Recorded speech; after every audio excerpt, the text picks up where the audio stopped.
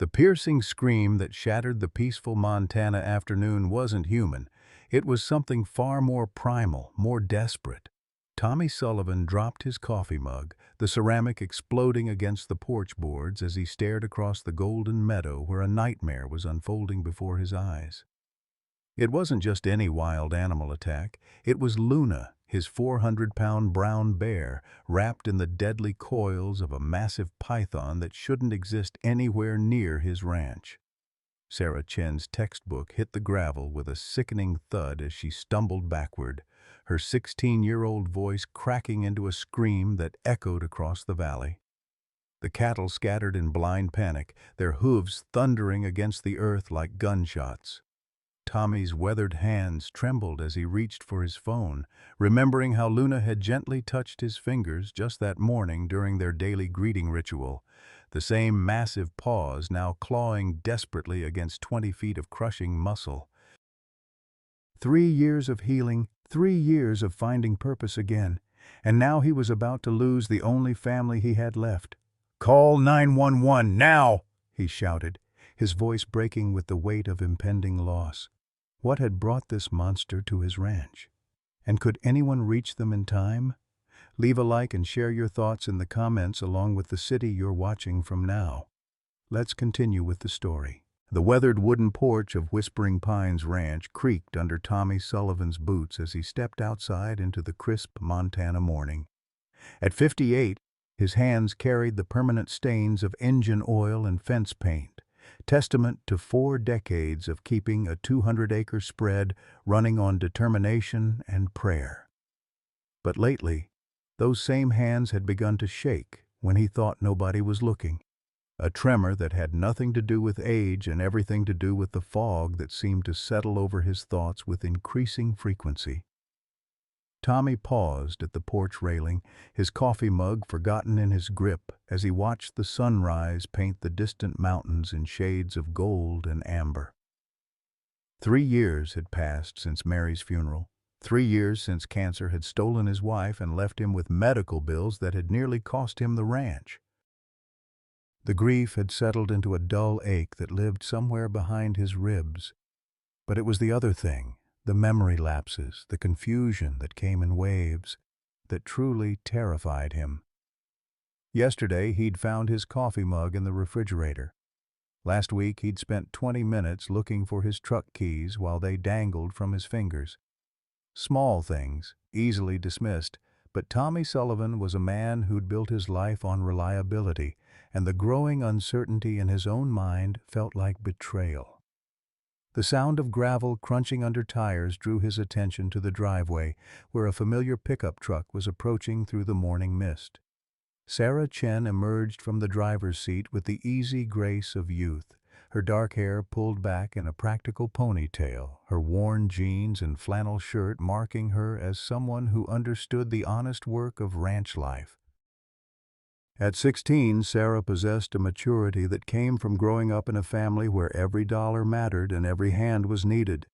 "Morning, Mr. Sullivan," Sarah called, her voice carrying the cheerful determination that had made her indispensable around the ranch.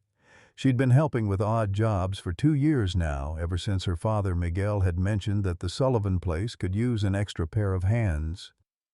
What Tommy hadn't expected was how Sarah seemed to anticipate his needs, appearing whenever he struggled to remember a task or lost track of time during his daily routines. "Sarah, you're early again," Tommy replied, though relief colored his voice. Some mornings, the simple act of organizing his day felt overwhelming, but Sarah's presence brought structure to the chaos in his mind. "Thought I'd help with the fence repairs before school," she said, already moving toward the tool shed with the confident stride of someone who knew exactly where everything belonged. "That section by the north pasture won't fix itself." Tommy nodded, grateful beyond words for this young woman who seemed to understand without being told that some kinds of help were best offered quietly, without fanfare or pity. In a world where he was beginning to feel lost in his own life, Sarah Chen had become his anchor to the present moment. Tommy Sullivan first laid eyes on Luna 3 years ago on a Tuesday that had started like any other day of grief and financial worry. The call came from Dr. Rebecca Martinez at the County Animal Rescue, her voice carrying that particular mix of hope and desperation that Tommy had come to recognize in people trying to save something broken. "Mr. Sullivan, I have a situation that might sound unusual," Dr. Martinez had said over the crackling phone line. "There's a bear that needs placement, and your ranch has been recommended as a potential sanctuary site." Tommy had almost hung up. A bear seemed like the last thing a man drowning in debt and sorrow needed on his property. But something in the veterinarian's voice made him listen as she explained Luna's story, a former circus performer traumatized and abandoned when the traveling show went bankrupt, carrying scars both visible and hidden from years of forced performances and training whips. When the transport truck arrived that autumn afternoon, Tommy's first glimpse of Luna nearly broke his heart. The massive brown bear emerged from the carrier with the cautious movements of a creature that had learned to expect pain from human contact. A crescent-shaped scar stretched across her left shoulder, white against her dark fur, while her intelligent brown eyes held a wariness that spoke of betrayal and survival. "She's been through hell," Dr. Martinez had explained as they watched Luna explore her new enclosure with careful, deliberate steps. 8 years in the circus, then 6 months in a roadside zoo that couldn't afford to feed her properly. She's physically healthy now, but emotionally. The veterinarian had shaken her head. Trust doesn't come easy for animals who've been broken by humans. What Tommy hadn't expected was how quickly Luna seemed to understand the rhythm of ranch life. Within weeks, she had established her own routines, appearing at the fence line each morning when Tommy began his chores, watching with obvious intelligence as he repaired equipment or tended to the small herd of cattle that represented his remaining financial hope. There was something almost conversational about the way Luna observed him, as if she were learning not just his habits, but his needs. The breakthrough came during Tommy's first serious memory episode after Luna's arrival. He had wandered into the barn one November morning and simply stood there, confused and frightened, unable to remember why he had come or what he was supposed to be doing. The fog in his mind felt thick and suffocating, and for a terrifying moment, Tommy couldn't even remember where he was. Luna found him there 20 minutes later, her massive form filling the barn doorway as she approached with unusual deliberateness. Instead of the casual curiosity she typically showed, there was something purposeful in her movements. She approached Tommy slowly, touched her nose gently to his hand, then walked to the feed bins and looked back at him expectantly. "The cattle," Tommy had whispered, memory flooding back. "I came to feed the cattle." From that day forward, Luna became his shadow during the morning routines. When Tommy forgot where he'd placed tools, Luna would lead him to the right location. When he stood confused in the middle of a task, she would position herself near whatever needed his attention. It was as if the bear had appointed herself his guardian, using an intelligence that seemed to transcend normal animal behavior. Dr. Martinez noticed the change during her monthly visits to check on Luna's adjustment. "She's bonded with you," the veterinarian observed, watching Luna follow Tommy around the property with protective attention. "Bears don't typically form this kind of attachment to humans, especially not bears with Luna's history of abuse." Tommy had shrugged off the observation at the time, but privately, he began to suspect that Luna understood more about his condition than she could possibly communicate.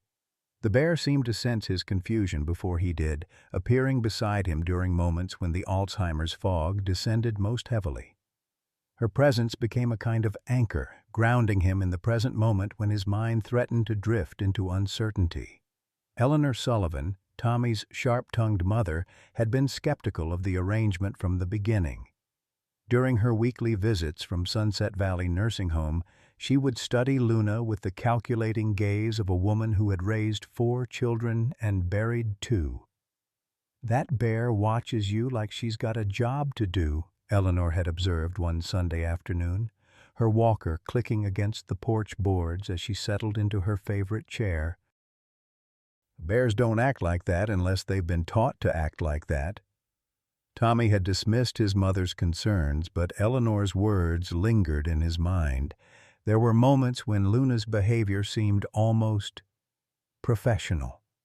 The way she positioned herself during his worst memory lapses, the deliberate manner in which she guided him through forgotten routines, the almost human intelligence in her responses to his confusion.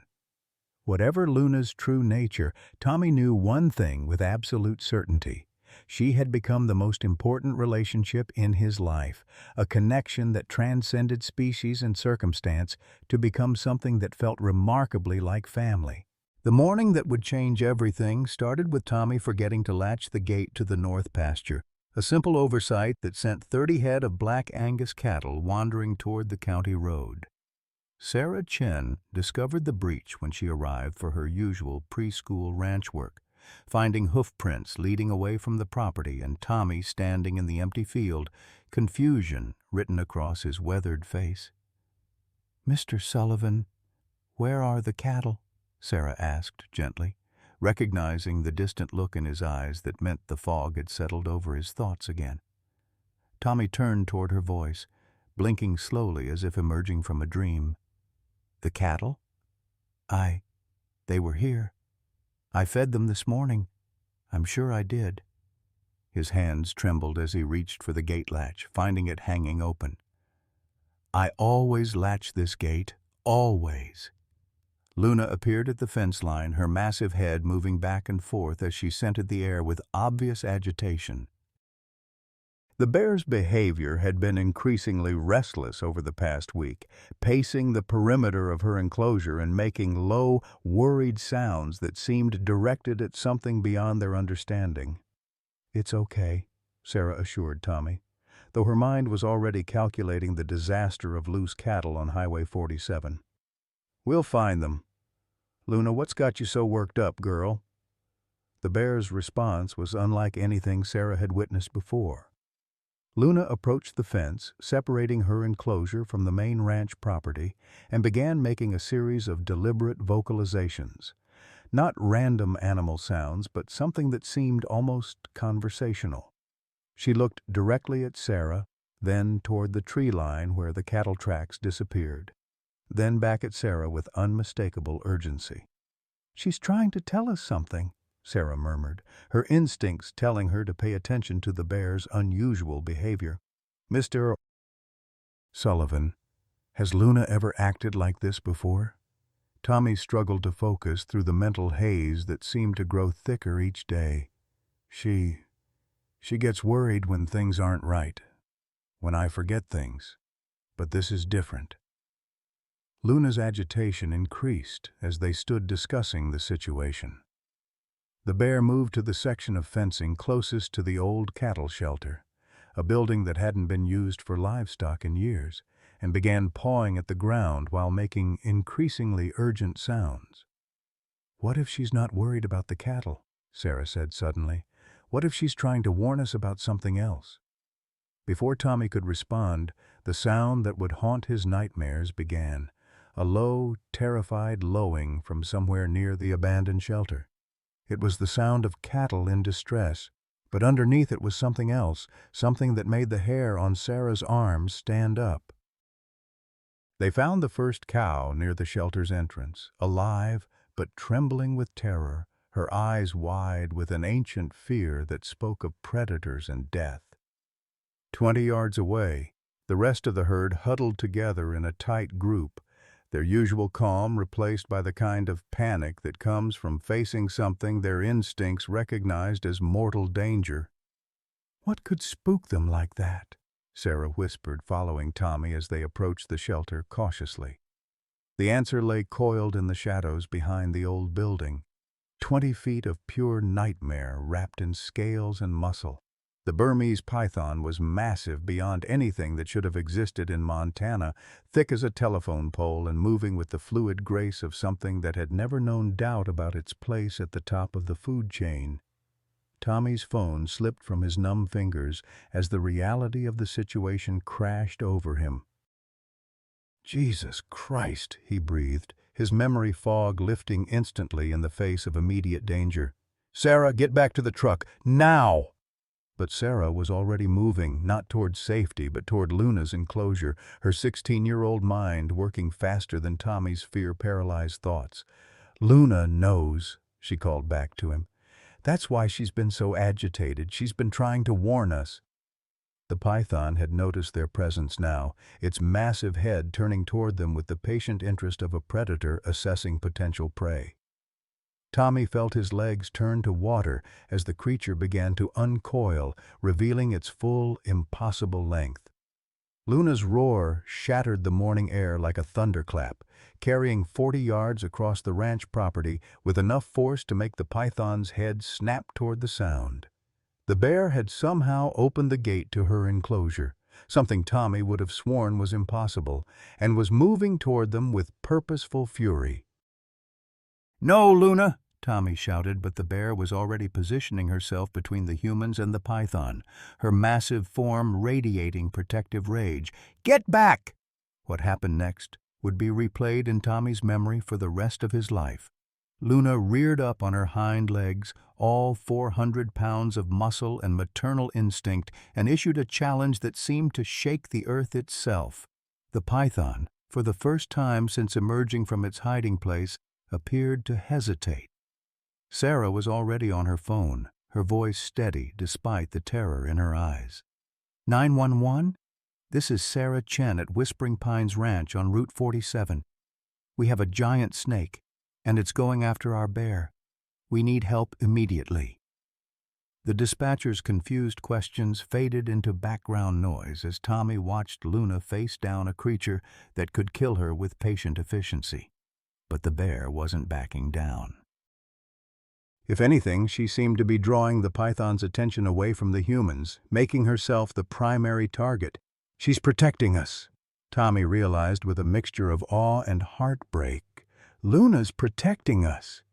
The python struck with lightning speed, its coils wrapping around Luna's midsection before she could react completely. The bear's roar turned into something Tommy had never heard before, a sound of pain and desperate determination that cut straight through his soul. As Luna fought for her life against an impossible enemy, Tommy Sullivan understood with crystal clarity that he was about to lose the most important thing left in his world, and there wasn't a damn thing he could do to stop it. Captain Michael Harrison had responded to every kind of emergency in his 15 years leading the Whispering Pines Volunteer Fire Department, but the frantic call about a giant snake attacking a bear pushed the boundaries of believability. As his team raced down Highway 47 with sirens wailing, Harrison found himself hoping this was some kind of elaborate prank rather than the nightmare scenario Sarah Chen had described. The sight that greeted them at Whispering Pines Ranch erased any doubt about the call's legitimacy. In the middle of what should have been a peaceful Montana morning, a massive python had wrapped itself around a brown bear in a deadly embrace that defied everything Harrison thought he knew about local wildlife. The bear's struggles were growing visibly weaker as the snake's coils tightened with methodical precision. "Sweet Jesus," muttered firefighter Jake Morrison, the team's youngest member, as he stared at the scene through binoculars. "That thing's got to be 20 feet long." Harrison's team consisted of 6 volunteers, all local men who understood the value of life in a community where neighbors looked after neighbors. Besides Morrison, there was Tom Bradley, a paramedic who'd seen his share of trauma. Ben Harper and Mike Sullivan, experienced ranchers who knew animals, and Maria Santos, whose quick thinking had saved lives during the Clearwater flood 2 years ago. "Equipment check," Harrison commanded, falling back on training and procedure to combat the surreal nature of the situation. "We need high-pressure hoses, all available water sources, and protective gear. This isn't a normal rescue." Dr. Rebecca Martinez arrived in her battered pickup truck just as the team was positioning their equipment. The veterinarian had made the 20-minute drive from town in 15 minutes, pushing her old Ford to its limits after receiving Sarah's desperate call.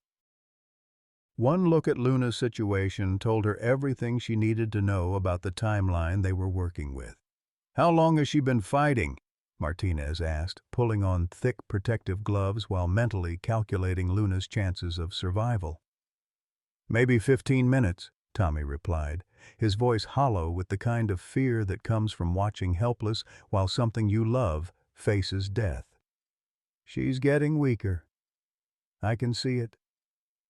Martinez studied the python's coils with professional assessment, recognizing the calculated efficiency of a constrictor's kill.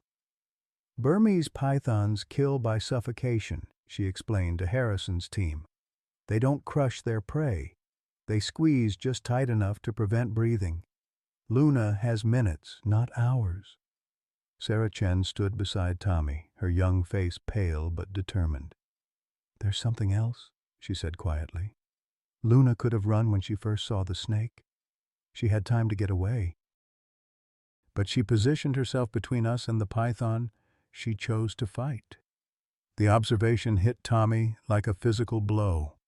Luna hadn't just encountered the python by accident. She had deliberately placed herself in harm's way to protect him and Sarah.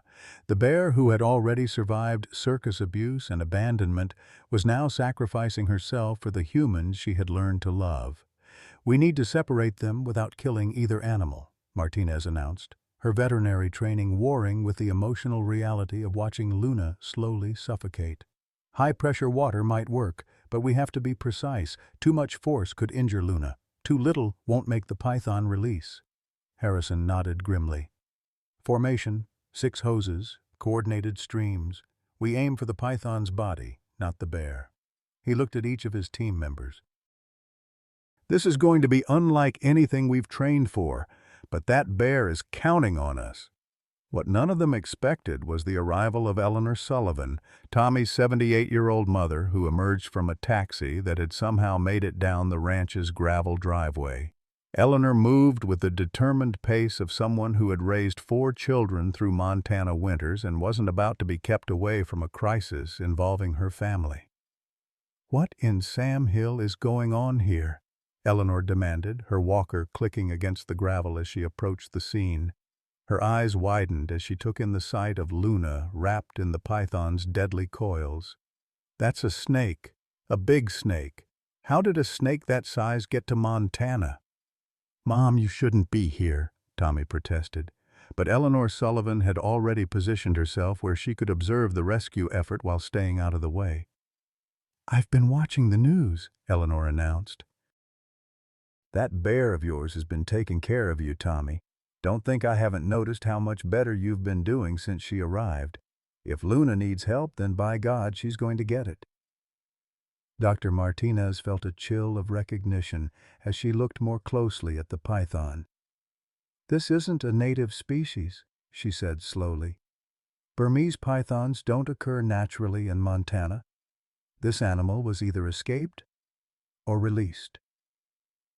The implications were disturbing, but there was no time to pursue them. Luna's breathing was becoming increasingly labored, her massive ribcage struggling against the python's tightening coils. Every second of delay brought her closer to suffocation. "Water pressure, maximum setting," Harrison commanded. "Remember, coordinated streams. We go on my count." 6 high-pressure hoses opened simultaneously, sending streams of ice-cold water directly at the python's muscular body. The ranch's irrigation system, designed to water hundreds of acres, provided pressure that would have been impossible with standard fire equipment. The effect was immediate and completely unexpected. Instead of simply loosening its grip, the massive python began to convulse violently, its entire body shaking with what could only be described as sneezing fits. "What the hell?" muttered Ben Harper, adjusting his grip on the hose as the snake's violent spasms continued. The python's convulsions grew stronger with each exposure to the cold water, each sneeze loosening its grip on Luna incrementally. Dr. Martinez watched in amazement as the creature's own physiological response became the key to Luna's salvation. "Cold water shock," Martinez explained rapidly as the team maintained their coordinated streams. Burmese pythons are tropical species. If this one has been living in artificial conditions, sudden temperature changes could trigger severe respiratory distress. After what felt like hours, but was actually 7 minutes of continuous water pressure, the python finally released Luna completely and began retreating toward the tree line, still occasionally convulsing with the massive sneezing fits that had saved the bear's life. Luna collapsed to the ground, gasping for air, her massive form heaving with the effort of filling her lungs. But instead of fleeing to safety or seeking comfort, she struggled to her feet and did something that made every person present question everything they thought they knew about animal behavior. She walked directly to Tommy, placed her massive paw on his chest in a gesture of unmistakable gratitude, and looked him in the eyes with an intelligence that transcended the boundaries between species. Then, deliberately and with obvious purpose, she turned toward the old cattle shelter and looked back at the humans expectantly. "She wants us to follow her," Sarah whispered, her voice filled with wonder. Captain Harrison, a man who had seen his share of unusual situations, found himself following a bear toward an abandoned building while his team packed up their equipment. "This is definitely not in the emergency response manual," he muttered. Luna stopped at the shelter's entrance and carefully used her snout to push aside a section of loose boards that had been deliberately arranged to create a hidden opening. From inside the structure came a sound that made Tommy's knees weak with emotion, the high-pitched crying of baby animals. 3 small forms huddled together in a makeshift nest of hay and old blankets, bear cubs, no more than 3 months old, their fur still carrying the downy softness of infancy. Their eyes, bright with fear and hunger, turned toward the humans with the helpless trust of creatures too young to understand danger. "My God," Harrison breathed. She was protecting them. Dr. Martinez knelt beside the cubs, her professional training taking over as she conducted a quick visual examination. "These aren't Luna's biological offspring," she announced after studying their coloring and size development. "Different genetic markers, different developmental stages. Luna found these cubs and adopted them." Eleanor Sullivan, who had insisted on following the group despite her walker and her age, lowered herself carefully onto a hay bale and stared at the tiny creatures with tears in her eyes. "That's why she fought," the elderly woman said softly. "Luna couldn't run because she couldn't abandon her babies." Tommy felt something break open in his chest, not his heart, but the careful barriers he had built around his emotions since Mary's death. Luna had faced a creature that could kill her not for her own survival, but for 3 helpless cubs who depended on her protection. The parallel to his own life, his own struggles to protect what mattered most despite his failing memory, was almost too painful to acknowledge. "How long has she been caring for them?" Martinez asked, watching Luna gently nuzzle each cub as she checked them for injuries. Sarah Chen, who had been observing Luna's behavior more closely than anyone else, spoke up quietly. "I think she's been finding them over the past month. 3 different times. I've seen her acting protective around this old shelter. I thought she was just marking territory, but now—" "She was building a family," Tommy finished, his voice thick with emotion. Luna's behavior following the rescue became even more remarkable. She approached each member of the emergency response team individually, touching her nose gently to their hands in what Dr. Martinez recognized as a bear's equivalent of gratitude. The gesture was deliberate, purposeful, and undeniably communicative. "In all my years of veterinary practice," Martinez said slowly, "I have never seen anything like this. Luna's not just intelligent, she's demonstrating complex emotional responses, long-term planning, and interspecies empathy that challenges everything we understand about bear cognition." But the celebration was interrupted by the sound of approaching vehicles that would bring complications none of them were prepared for. The black sedan that pulled into the ranch driveway carried passengers whose arrival would transform Luna's heroic rescue into the beginning of a much larger and more dangerous crisis. As Tommy watched Luna tend to her adopted cubs with gentle devotion, he understood that the python attack had been only the beginning. The real battle for Luna's future and for the survival of the family she had created was just starting. The black sedan that pulled into Whispering Pines Ranch carried 2 passengers who would shatter any hope of celebrating Luna's heroic rescue. Animal Control Officer Janet Wheeler emerged from the driver's seat with the grim efficiency of someone who had seen too many exotic pet situations go horribly wrong, while State Wildlife Director Harrison Cole stepped out with the bearing of a political appointee more concerned with regulations than reality. Wheeler, a stern woman in her 50s, whose weathered face spoke of decades dealing with abandoned animals and irresponsible owners, surveyed the scene with obvious disapproval. The emergency vehicles, the media attention already beginning to gather, and most importantly, the sight of Luna carefully tending to 3 bear cubs in an unlicensed facility, it all added up to a bureaucratic nightmare that would require immediate action. "Mr. Sullivan," Wheeler announced, her voice carrying the authority of state law, "I need to inform you that you're in violation of multiple wildlife statutes: unlicensed exotic animal possession, failure to report dangerous wildlife encounters, and now harboring additional unregistered animals." Tommy felt the world tilt beneath his feet. "Officer Wheeler, Luna isn't dangerous. You just saw what happened. She saved lives today. She protected us from that python." Director Cole, whose political instincts were already calculating the liability implications of today's events, stepped forward with a folder full of official documents.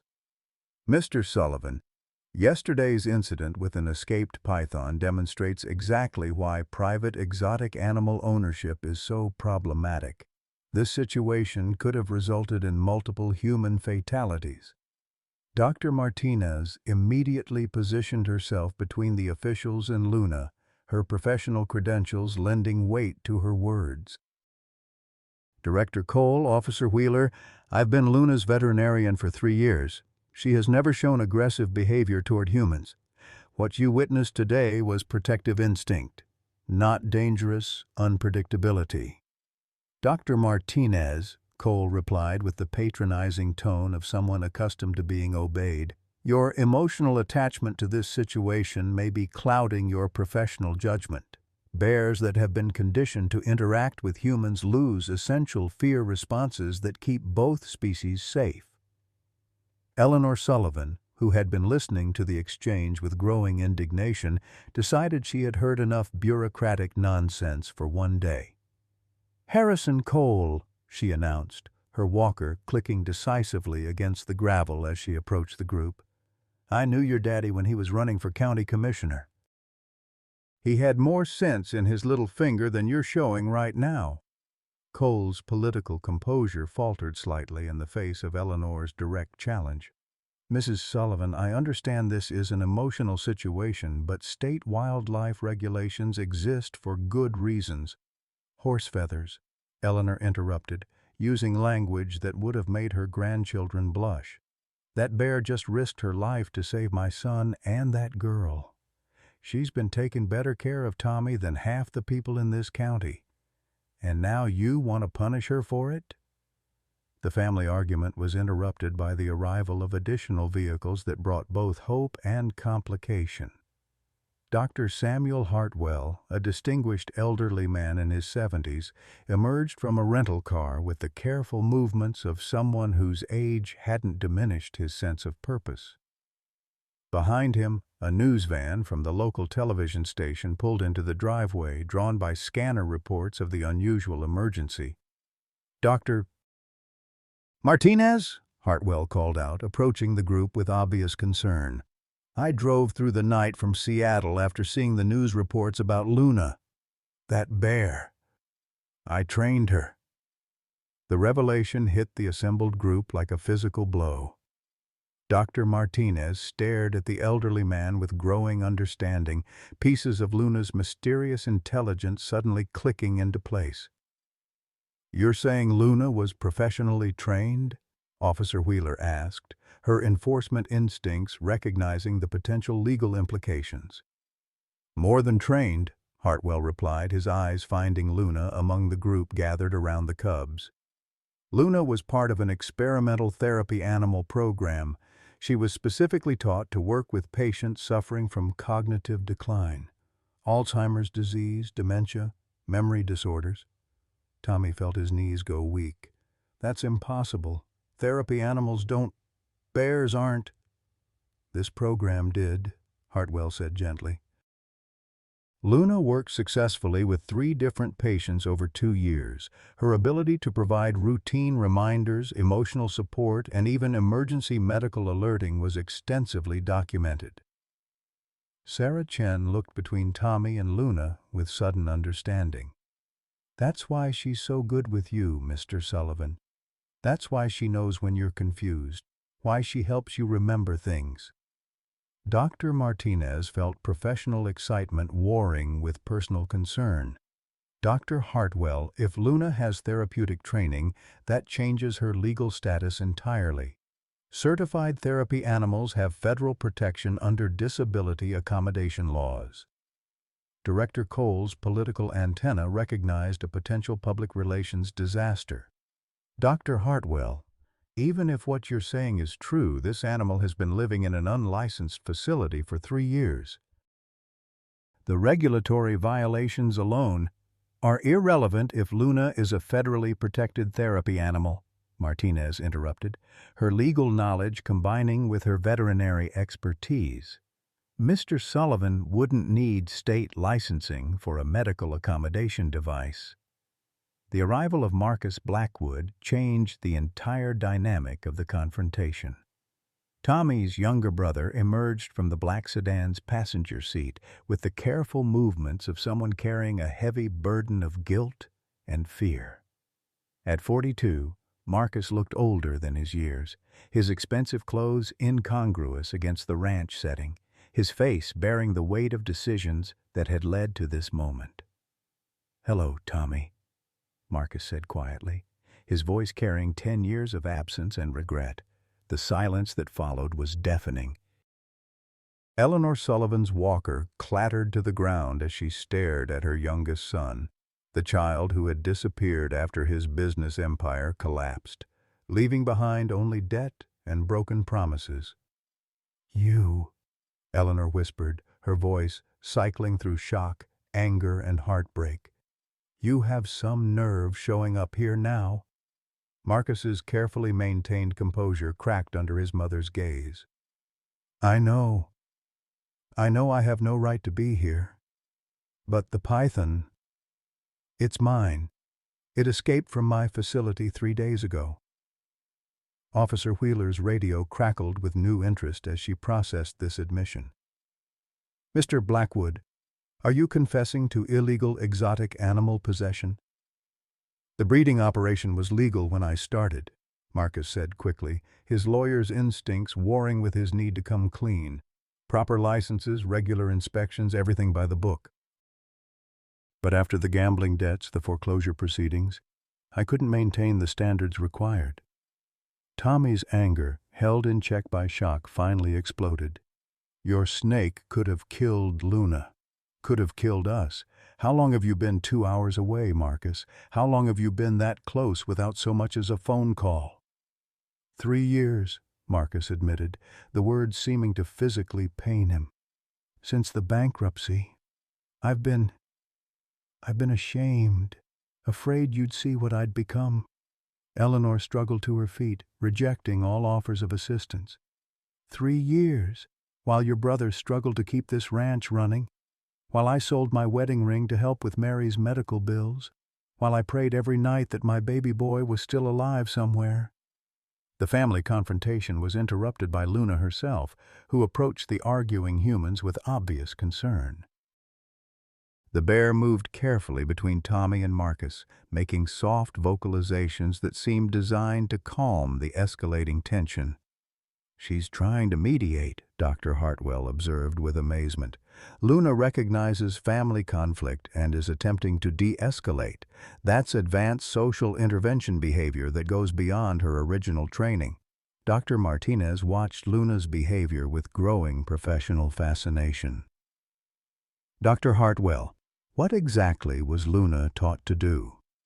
Her responses suggest training far more sophisticated than basic therapy animal protocols. Luna was our most successful subject, Hartwell explained, his voice filled with pride and sadness. She could detect medical emergencies up to 6 hours before symptoms appeared, provide routine stability for patients with memory disorders, even assist with basic medical care tasks.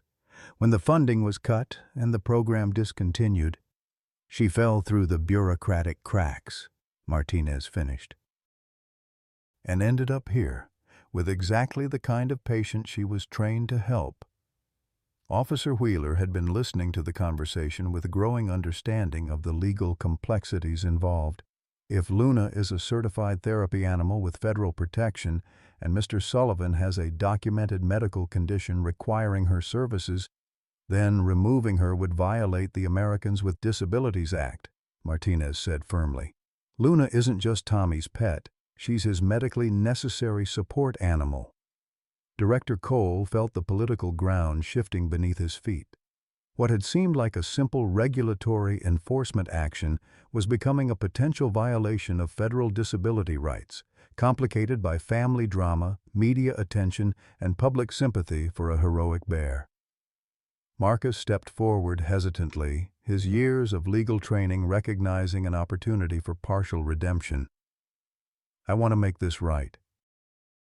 The Python, my facility, the endangerment charges, I'll accept full responsibility. But Luna and those cubs, they're innocent victims of my negligence.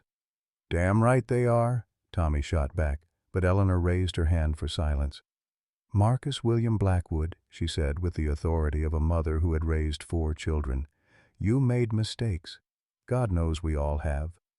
But you're here now and you're trying to fix them.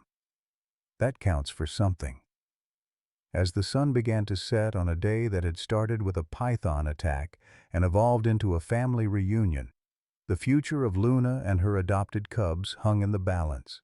Federal protection laws, state regulations, family obligations, and public opinion all swirled together in a complex web that would determine whether the bear who had saved human lives would be allowed to keep the family she had created.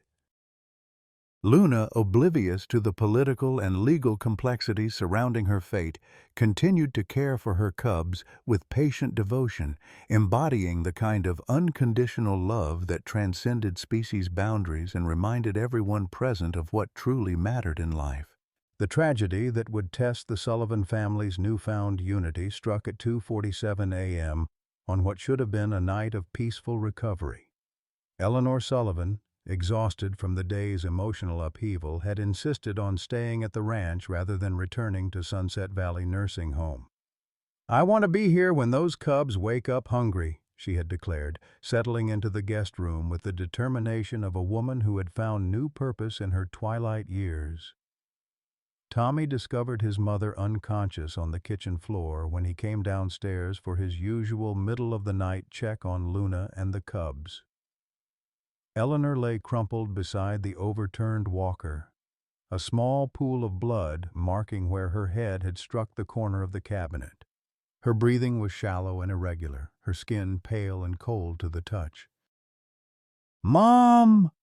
Tommy's cry brought Marcus running from the living room, where he had been sleeping fitfully on the couch, wrestling with guilt and the weight of 10 years' worth of mistakes. The sight of their mother, unconscious and bleeding, galvanized both brothers into action, their recent conflicts temporarily forgotten in the face of crisis. "Call 911, Tommy commanded, his memory fog lifting completely in the emergency. "And get Dr. Martinez on the phone. She needs to know what's happening." The ambulance ride to Whispering Pines General Hospital felt endless. Tommy held his mother's hand while Marcus followed in his rental car, both men understanding that they might be watching the strongest person they had ever known slip away from them. Eleanor remained unconscious throughout the transport, her vital signs weak but stable. Dr. James Mitchell, the emergency physician on duty, delivered the devastating diagnosis with the gentle directness that came from years of bearing bad news. Massive stroke complicated by her age and underlying cardiovascular issues. The fall may have been a symptom rather than a cause. Her brain was already under severe stress when she collapsed. "What are her chances?" Marcus asked, the question all three men were thinking. "The next 48 hours will be critical," Dr. Mitchell replied carefully. "She's stable for now, but the damage is extensive. There may be significant impairment even if she recovers. Speech, mobility, cognitive function." Tommy stared at his mother's still form in the ICU bed, surrounded by machines that beeped and hummed with mechanical determination.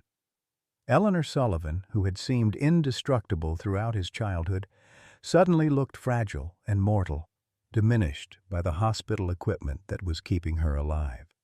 "She saved money for 3 years," Tommy said suddenly, his voice hollow with realization. "Her Social Security checks, her grocery money, even sold her wedding ring. All to help me keep the ranch going, and I never knew." Marcus sat heavily in the plastic chair beside his brother, years of resentment temporarily set aside by shared grief. "She never told me about the ring, about any of it." "That's Mom," Tommy replied bitterly. "Always taking care of everyone else, never asking for help, never admitting she needed anything." The brothers sat in uncomfortable silence, the weight of their mother's condition forcing them to confront their own failures and regrets. Through the ICU window, they could see the first light of dawn breaking over the mountains, marking the beginning of what might be Eleanor's last day. Dr. Martinez arrived at the hospital still wearing her ranch clothes, having spent the night monitoring the cub's condition. "Any change?" she asked quietly. "Nothing," Tommy replied. "Rebecca, Luna, and the cubs." "Sarah's with them," Martinez assured him. "Tommy, there's something you should know. The story has gone national. Animal rights groups, disability advocates, even some politicians are weighing in. The pressure on Director Cole to let Luna stay is building." Tommy laughed bitterly. "What does any of that matter if Mom doesn't make it? She's the one who believed in Luna from the beginning. She's the one who saw what that bear meant to this family." Back at the ranch, Luna seemed to understand that something was wrong. The massive bear had been restless all night, frequently checking the house as if looking for the elderly woman who had sat with her and the cubs just hours before. Sarah Chen, who had volunteered to stay and help with the animals, watched Luna's obvious distress with growing concern. "She knows," Sarah told Dr. Hartwell when he returned from making phone calls to colleagues. "Luna knows Mrs. Sullivan is in trouble. Animals can sense these things." Dr. Hartwell nodded grimly. "Bears have exceptional sensitivity to human emotional states." Luna's training would have enhanced those natural abilities. She's probably detecting chemical changes in scent patterns, subtle alterations in the ranch's normal routine. The cubs, meanwhile, had begun showing signs of stress that went beyond simple hunger. The smallest one, who had been thriving under Luna's care, started refusing to nurse. The middle cub became listless and unresponsive, while the largest grew increasingly agitated, crying constantly despite Luna's patient attempts to comfort him. "It's affecting all of them," Dr. Hartwell observed, watching Luna struggle to care for cubs who seemed to be failing despite her best efforts. The stress, the disruption of routine, the absence of key family members. Bears are much more sensitive to emotional trauma than most people realize. By noon, the situation had deteriorated significantly. The smallest cub's breathing became labored, his tiny body struggling with what appeared to be the same respiratory infection that had nearly killed him before. Dr. Martinez, splitting her time between the hospital and the ranch, made the grim assessment that the cubs might not survive the combined stress of separation anxiety and illness. "They need stability," she explained to Tommy during a brief phone call. "Luna's doing everything she can, but she's emotionally compromised by Eleanor's absence and the family crisis. The cubs are responding to that stress." Tommy felt the crushing weight of impossible choices settling on his shoulders. His mother lay dying in the hospital. His relationship with his brother remained fractured despite Marcus's attempts at reconciliation. And now the bear cubs that had given Eleanor such joy were failing because of the very crisis that had brought the family together. "What if she doesn't wake up?" Tommy asked Marcus during one of their vigils beside Eleanor's bed. "What if this is it? What happens to Luna, to the cubs, to the ranch?" Marcus was quiet for a long moment, staring at the machines that were keeping their mother alive. "Then we figure it out together," he said finally. "Like she would have wanted us to." "I don't know if I can do that," Tommy admitted, his voice breaking with exhaustion and fear. "The Alzheimer's is getting worse, Marcus. Some days I can barely remember what I'm supposed to be doing. How can I take care of Luna and those cubs when I can't even take care of myself?" "You won't be alone," Marcus said firmly. "I know I don't deserve forgiveness for the 10 years I was gone, but I'm here now. And I'm not leaving again." As evening fell on the second day, the cruel mathematics of crisis became clear. Eleanor fighting for her life in the hospital, the cubs growing weaker despite Luna's devoted care, Tommy struggling with grief and cognitive decline, and Marcus trying to hold together a family he had abandoned years before. The media attention continued to build, but for the Sullivan family, the cameras and reporters felt like vultures circling a tragedy that was far from over. Time was running out, hope was fading, and the choices ahead would test everything they believed about love, family, and the bonds that transcend species. The revelation that would change everything came not from doctors or lawyers, but from Luna herself, in a moment of such profound intelligence that it challenged every assumption about animal cognition and emotional capacity. On the morning of the third day, as the Sullivan family faced the possibility of losing both Eleanor and the cubs, Luna began exhibiting behavior that Dr. Samuel Hartwell recognized immediately as emergency protocol activation. The massive bear approached the ranch house with deliberate purpose, her movements carrying none of the random wandering of a confused animal. Instead, Luna began systematically gathering Tommy's personal belongings: his coffee mug from the porch, his work gloves from the fence post, his worn baseball cap that hung by the kitchen door. But most remarkably, she carefully lifted Tommy's cell phone from where it was charging on the outdoor outlet and carried it to the front door. "She's organizing," Sarah Chen whispered in amazement, watching Luna arrange Tommy's belongings in a neat pile. Like she's trying to prepare for something." Dr. Hartwell, who had been documenting Luna's behavior since arriving from Seattle, felt recognition dawn in his mind. "She's not just organizing," he said slowly. "She's implementing emergency medical protocols. Luna was trained to gather essential items when her patient was in crisis." When Tommy's phone rang with an update from the hospital, Luna's head immediately turned toward the sound with obvious urgency. The bear approached the device and began making a series of deliberate vocalizations. Not the random sounds of an agitated animal, but structured communication attempts that seemed directed at the phone itself. "Put it on speaker," Dr. Hartwell instructed Sarah. "Luna may be trying to participate in the conversation." Tommy's voice came through the phone, exhausted and hollow. "Mom's still unconscious. The doctors say we should prepare for the worst." Luna's response was immediate and heartbreaking. She approached the phone and made a series of low, rumbling sounds that carried unmistakable emotional weight. Then she moved to where Eleanor's walker still sat by the porch steps, touching her nose gently to the worn metal handles. She's asking about Mrs. Sullivan, Sarah said, tears streaming down her face. Luna knows she's not here and she's worried. But it was Dr. Martinez's phone call that brought the revelation that would reshape everything they thought they knew about Luna's story. Tommy, I've been in contact with Dr. Elena Rodriguez from the University of Montana's Animal Cognition Lab. She's been following Luna's story in the news, and she has information we need to hear. Dr. Rodriguez's voice carried the excitement of scientific discovery when Martinez connected the call. Dr. Hartwell, I've been reviewing the old federal records from the therapy animal program. Luna wasn't just any circus bear, she was the most successful subject in the entire study. Her cognitive abilities tested in ranges we didn't think were possible for ursine intelligence. Dr. Rodriguez, Hartwell replied, what specifically was Luna trained to do?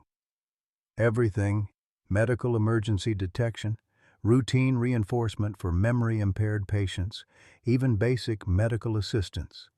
But there's something else. Luna was specifically assigned to work with Alzheimer's patients. She could detect the onset of episodes hours before they occurred, provide grounding during confusion, even guide patients back to safety when they became disoriented. Tommy felt the world shift around him as the implications became clear. You're saying Luna was trained to work with people like me? Not just people like you, Dr. Rodriguez continued.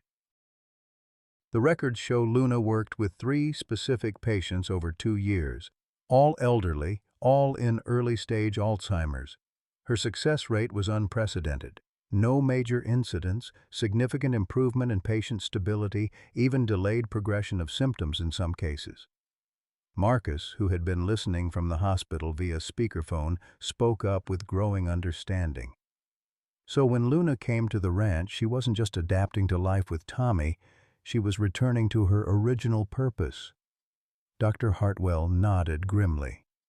When the federal program was discontinued due to budget cuts, Luna was supposed to be transferred to a research facility. But bureaucratic confusion, administrative failures, she fell through the cracks. The circus closure happened around the same time, and somehow Luna ended up classified as a performance animal rather than a therapy animal.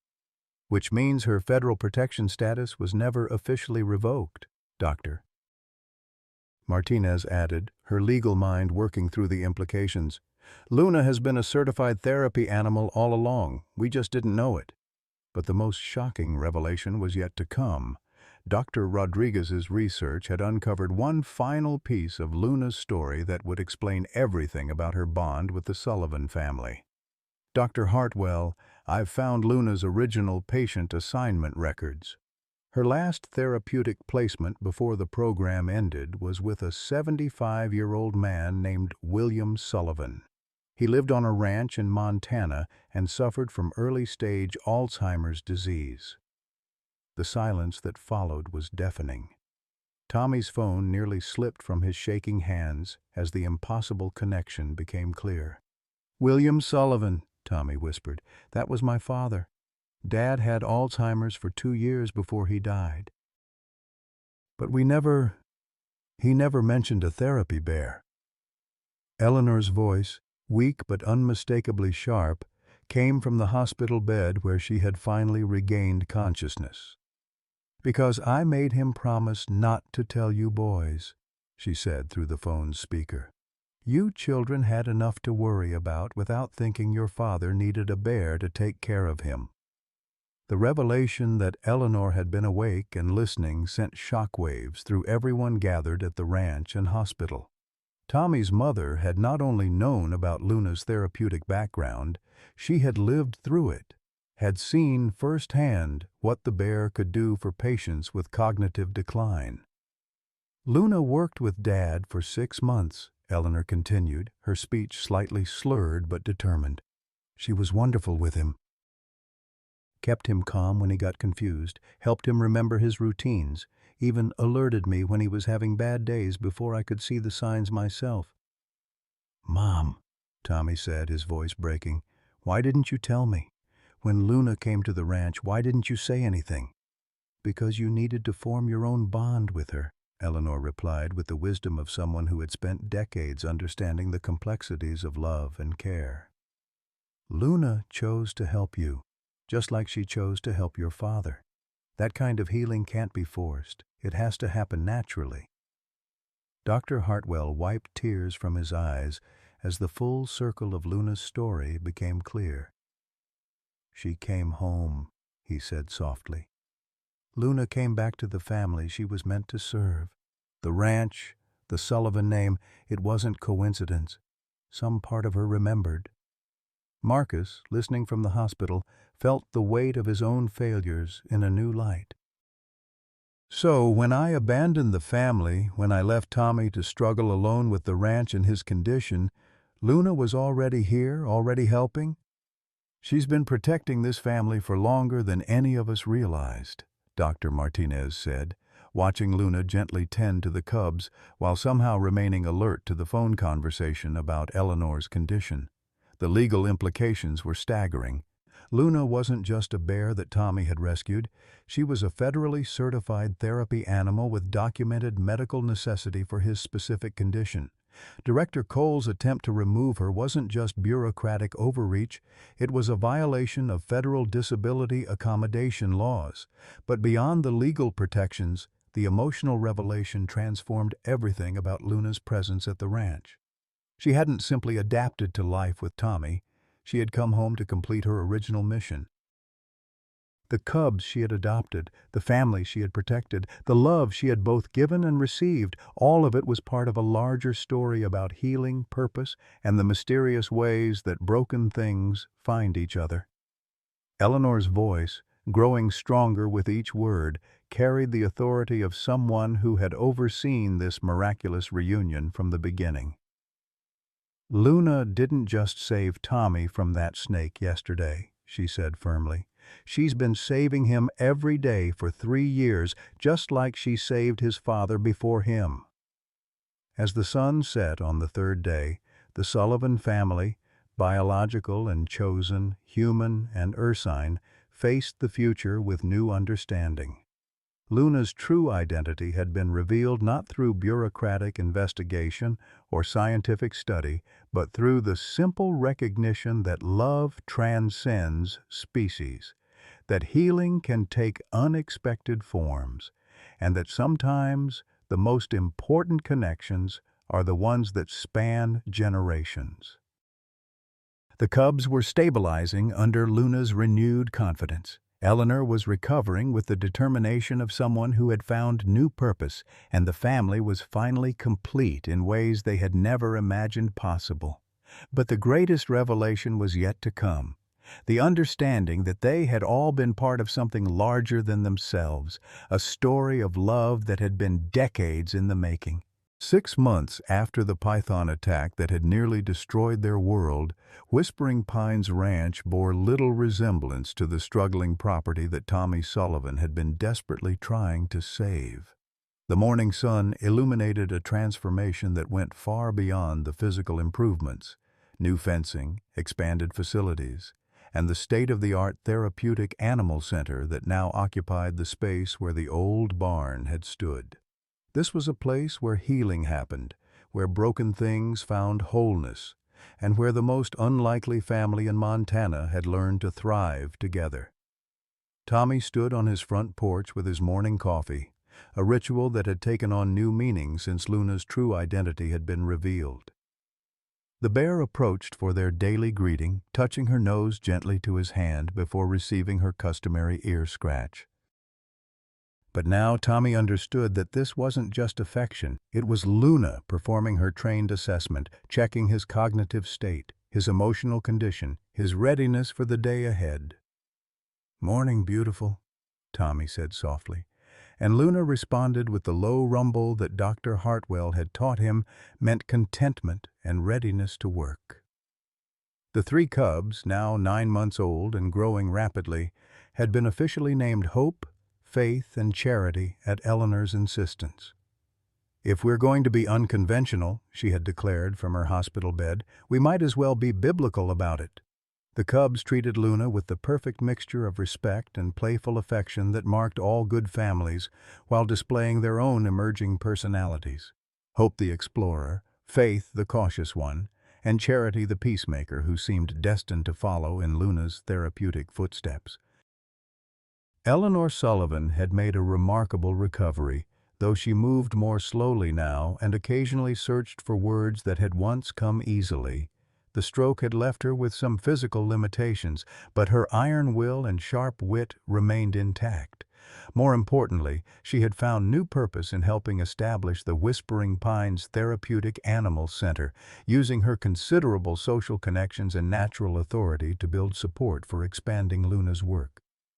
"That bear saved your father's dignity in his final years," Eleanor often told visitors to the ranch.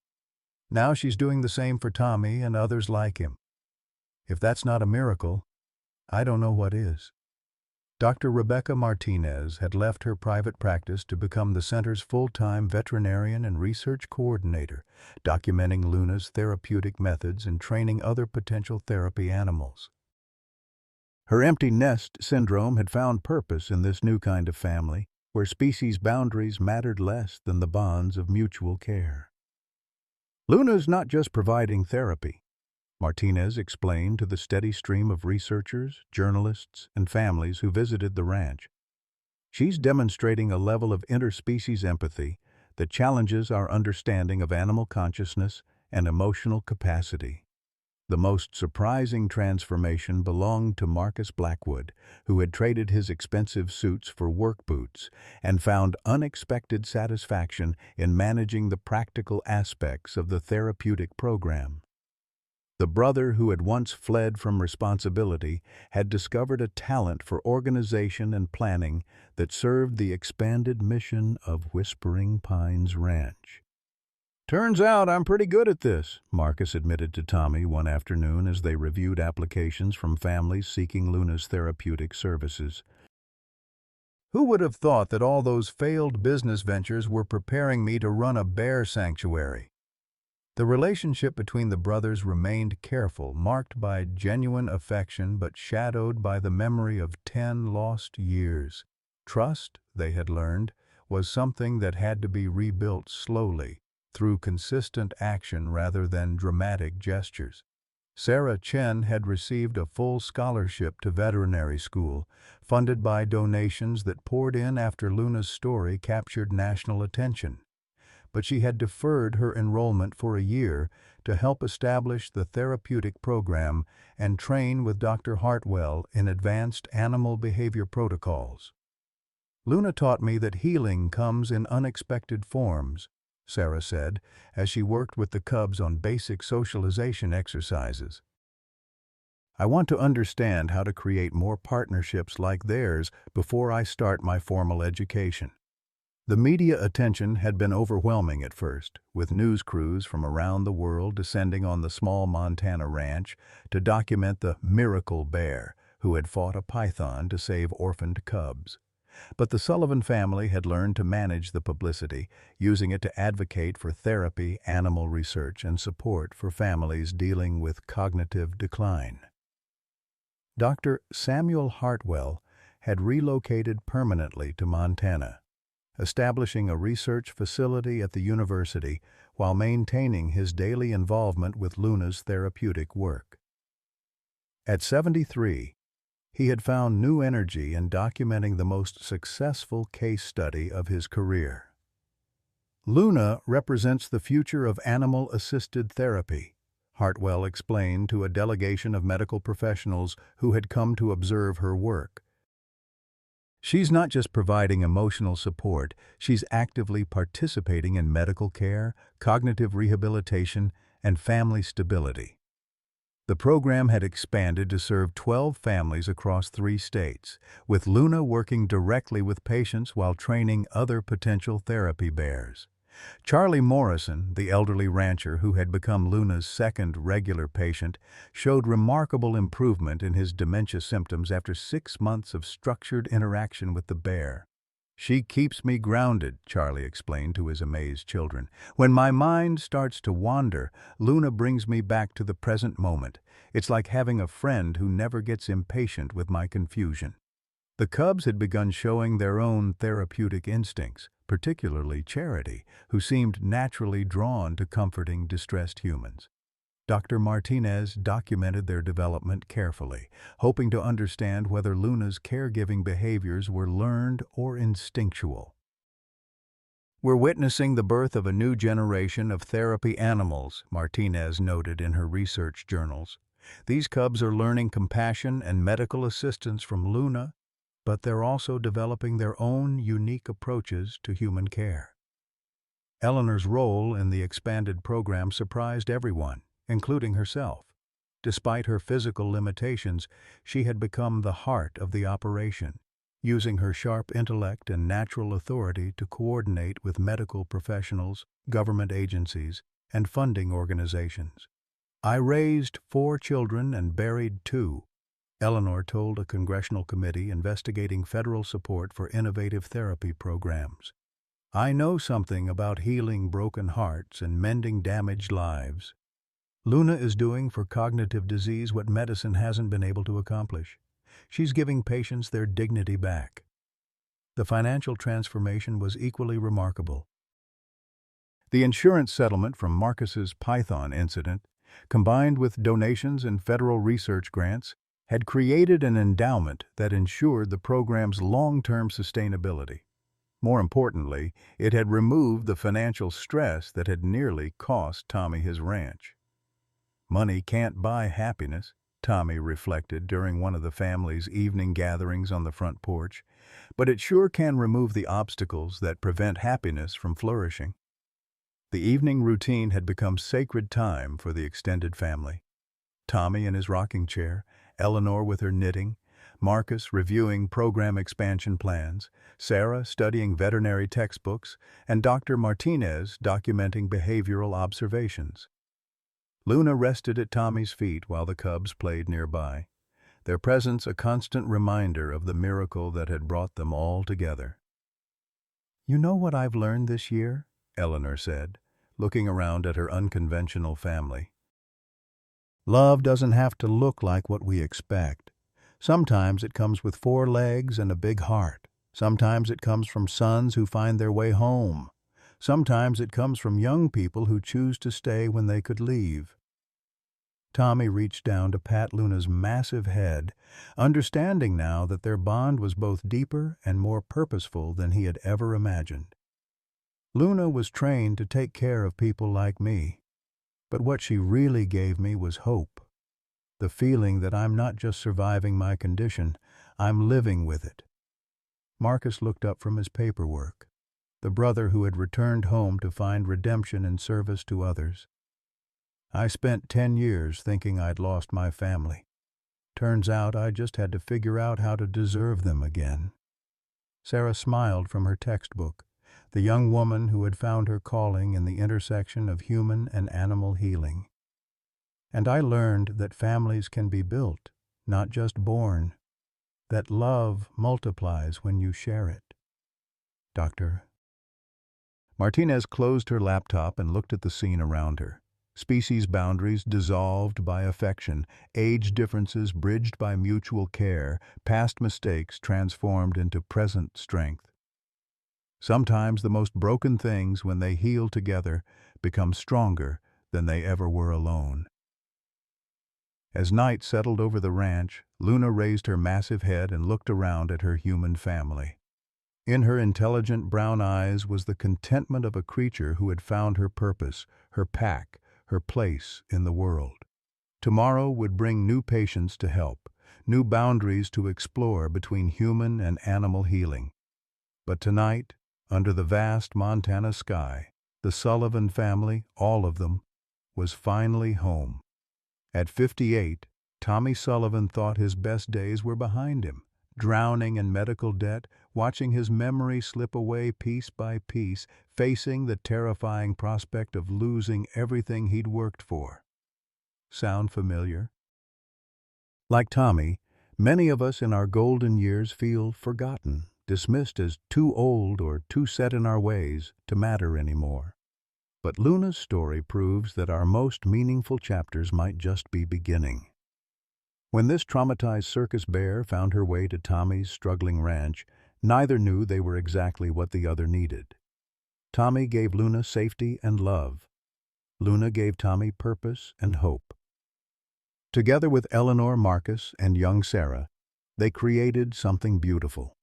A chosen family where everyone mattered, where wisdom was valued, and where love multiplied instead of divided. You see, happiness in our later years isn't about recapturing youth. It's about discovering that we still have gifts to give, love to share, and hearts capable of healing. Whether it's mentoring a young person, caring for a pet, or simply showing up for family, we're never too old to be someone's hero. Your story isn't ending. It's just getting to the good part. Questions for you. What unexpected friendship or connection has brought joy to your later years? How has caring for someone, or something else, helped heal your own heart? Share your story in the comments below. We'd love to hear how you found happiness in life's second act.